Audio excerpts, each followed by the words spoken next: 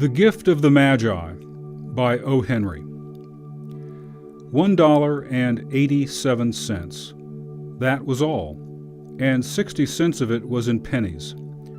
Pennies saved 1 and 2 at a time by bulldozing the grocer and the vegetable man and the butcher until one's cheeks burned with the silent imputation of parsimony that such close dealing implied.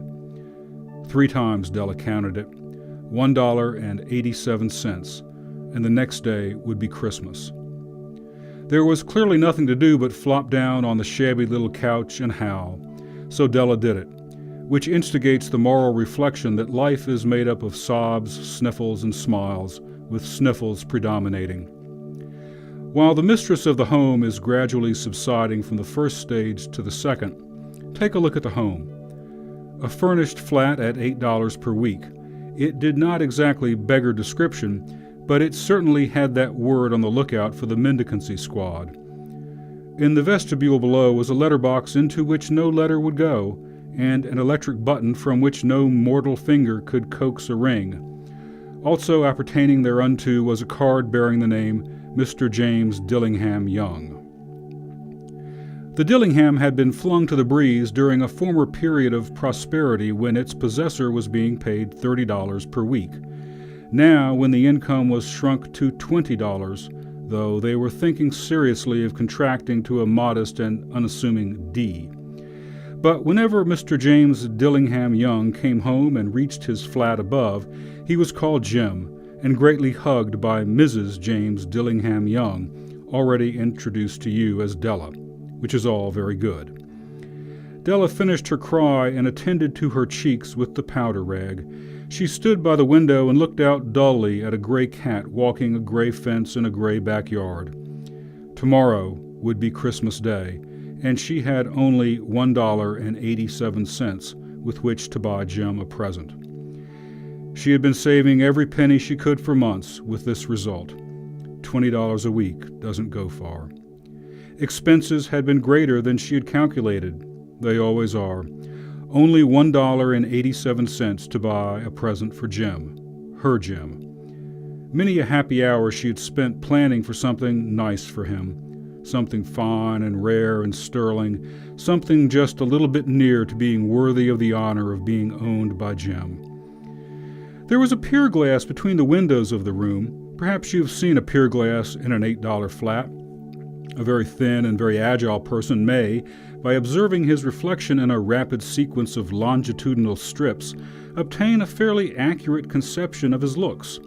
Della, being slender, had mastered the art. Suddenly she whirled from the window and stood before the glass. Her eyes were shining brilliantly, but her face had lost its color within 20 seconds.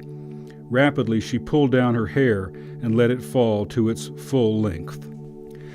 Now there were 2 possessions of the James Dillingham Youngs in which they both took a mighty pride.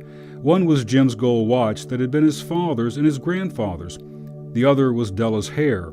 Had the Queen of Sheba lived in the flat across the air shaft, Della would have let her hair hang out the window some day to dry just to depreciate Her Majesty's jewels and gifts. Had King Solomon been the janitor with all his treasures piled up in the basement, Jim would have pulled out his watch every time he passed, just to see him pluck at his beard from envy. So now Della's beautiful hair fell about her rippling and shining like a cascade of brown waters.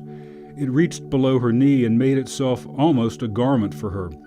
And then she did it up again nervously and quickly. Once she faltered for a minute and stood still while a tear or 2 splashed on the worn red carpet. On went her old brown jacket, on went her old brown hat. With a whirl of skirts and with the brilliant sparkle still in her eyes, she fluttered out the door and down the stairs to the street. Where she stopped, the sign read, Madame Sofronie, hair goods of all kinds. 1 flight up Della ran and collected herself, panting. Madame, large, too white, chilly, hardly looked the Sofronie. Will you buy my hair? Asked Della. I buy hair, said Madame. Take your hat off and let's have a sight at the looks of it. Down rippled the brown cascade. $20, said Madame, lifting the mass with a practiced hand. Give it to me quick, said Della. Oh, and the next 2 hours tripped by on rosy wings.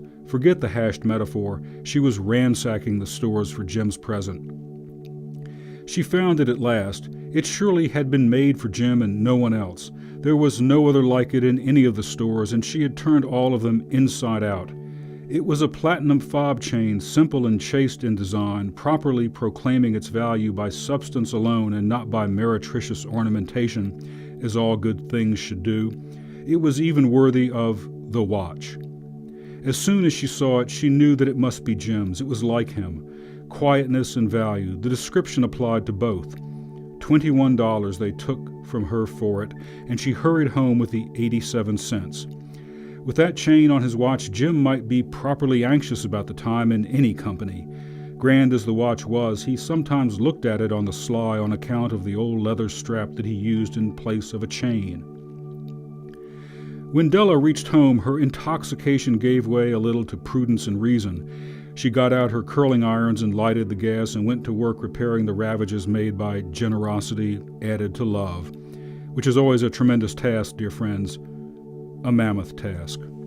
Within 40 minutes, her head was covered with tiny, close-lying curls that made her look wonderfully like a truant schoolboy. She looked at her reflection in the mirror long, carefully, and critically. "If Jim doesn't kill me," she said to herself, "before he takes a second look at me, he'll say I look like a Coney Island chorus girl. Oh, what could I do with $1.87? At 7 o'clock, the coffee was made and the frying pan was on the back of the stove, hot and ready to cook the chops. Jim was never late. Della doubled the fob chain in her hand and sat on the corner of the table near the door that he always entered. Then she heard his step on the stair away down on the first flight, and she turned white just for a moment. She had a habit for saying little silent prayer about the simplest everyday things, and now she whispered, "Please, God, make him think I am still pretty." The door opened and Jim stepped in and closed it. He looked thin and very serious. Poor fellow, he was only 22 and to be burdened with a family. He needed a new overcoat and he was without gloves. Jim stopped inside the door as immovable as a setter at the scent of quail. His eyes were fixed upon Della, and there was an expression in them that she could not read, and it terrified her. It was not anger, nor surprise, nor disapproval, nor horror, nor any of the sentiments that she had been prepared for. He simply stared at her fixedly with that peculiar expression on his face. Della wriggled off the table and went for him. "Jim, darling," she cried, "don't look at me that way. I had my hair cut off and sold because I couldn't have lived through Christmas without giving you a present. It'll grow out again. You won't mind, will you? I just had to do it. My hair grows awfully fast. Say Merry Christmas, Jim, and let's be happy. You don't know what a beautiful, nice gift I've got for you." "You've cut off your hair?" asked Jim, laboriously, as if he had not arrived at that patent fact, yet even after the hardest mental labor. "Cut it off and sold it," said Della. "Don't you like me just as well, anyhow? I'm me without my hair, ain't I?" Jim looked around the room curiously.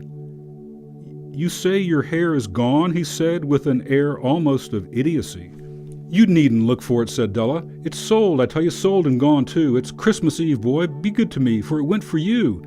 Maybe the hairs of my head were numbered," she went on with sudden serious sweetness, "but nobody could ever count my love for you. Shall I put the chops on, Jim?" Out of his trance, Jim seemed quickly to wake. He enfolded his Della. For 10 seconds, let us regard with discreet scrutiny some inconsequential object in the other direction. $8 a week or $1 million a year. What is the difference? A mathematician or a wit would give you the wrong answer. The Magi brought valuable gifts, but that was not among them.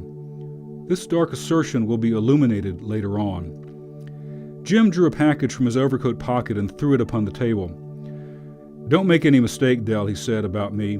I don't think there's anything in the way of a haircut or a shave or a shampoo that can make me like my girl any less. But if you'll unwrap that package, you may see why you had me going a while at first." White fingers and nimble tore at the string and paper, and then an ecstatic scream of joy, and then, alas, a quick feminine change to hysterical tears and wails, necessitating the immediate employment of all the comforting powers of the lord of the flat. For there lay the combs, the set of combs, side and back, that Della had worshipped long in a Broadway window. Beautiful combs, pure tortoiseshell with jeweled rims, just the shade to wear in the beautiful vanished hair.